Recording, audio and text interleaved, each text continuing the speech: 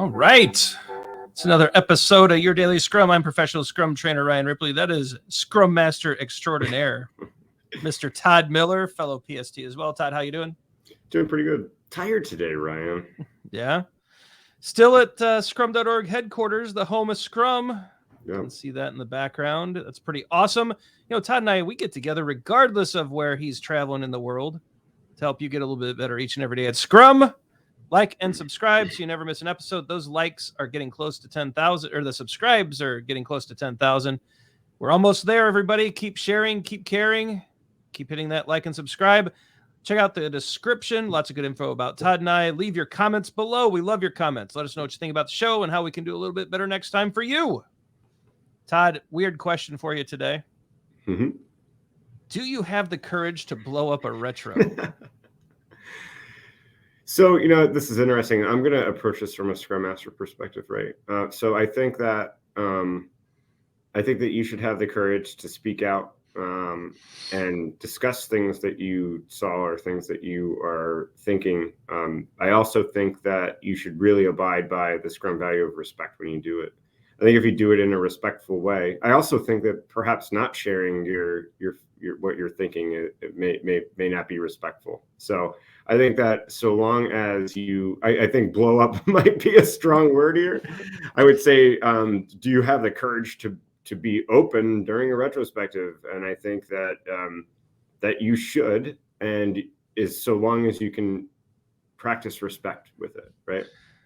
Yeah, I think it's a silly title, but it's a good edit on your part. It's, you know, from a developer perspective, you know, I've for 20 plus years that I've been working with teams and with people and with you and I've never been shy about, if I think something needs to be said, I'll say it. And there's pros and cons with that. There on the pro side, I think it sparks necessary conversation. On the con side, you kind of get the reputation of being the loud jerk. And it's a hard balancing act because you want to be respectful, but you also want to be direct. And it's just one of those like radical candor kind of things. And not everybody reacts well to it. You know, not everyone is so appreciative of your direct and damning insights. You know, it's sometimes they kind of wish you would be quiet. But I think what we owe it to our teams, to our Scrum teams, to be honest, open, and direct about things that are happening so that we can actually improve and so that we can continue to serve our customers and our stakeholders in the best way possible. Yeah. And I think this is where, when it comes to being a Scrum Master, this is tricky navigation territory. I think that you constantly kind of center on respect. And I actually think you need to thank the openness that takes place and encourage it. So long as it doesn't cross the border of not being respectful. If it crosses that border, I think you need to bring it back and you need to direct it. But I mean, I'm just thinking, because we may have recently just gone through this, I'm trying to think about the strategy that I took when such a thing happened, and I'm not sure if it was the right one.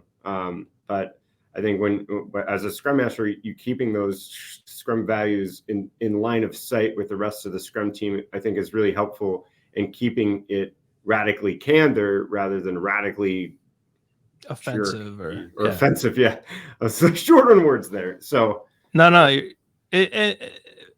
What's interesting is when I've been in kind of your spot. So I've been the Scrum Master where what's really interesting is I've been a Scrum Master where the sprint, from an outcome or output perspective or impact perspective, whatever you're measuring, was excellent, right? They got a lot of really good work done, but then we got in the room and everyone was angry.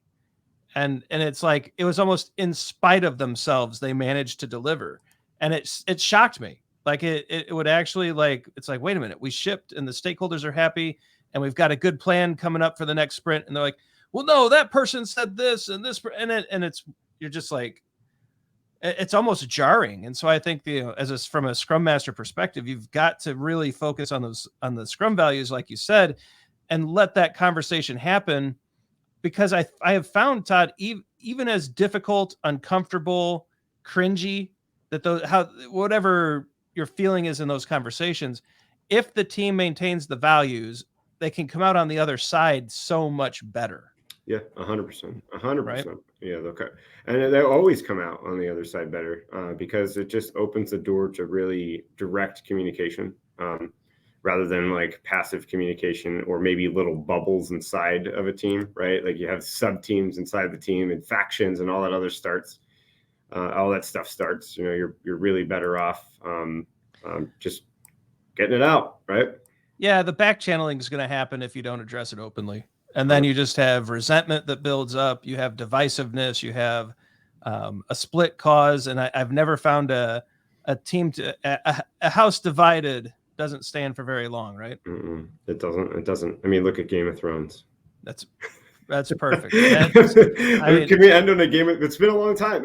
Maybe we need to start, weaving in some Game of Thrones here in these Your Daily Scrum episodes, right? We certainly do with Star Wars, right? So let's get back to some gut.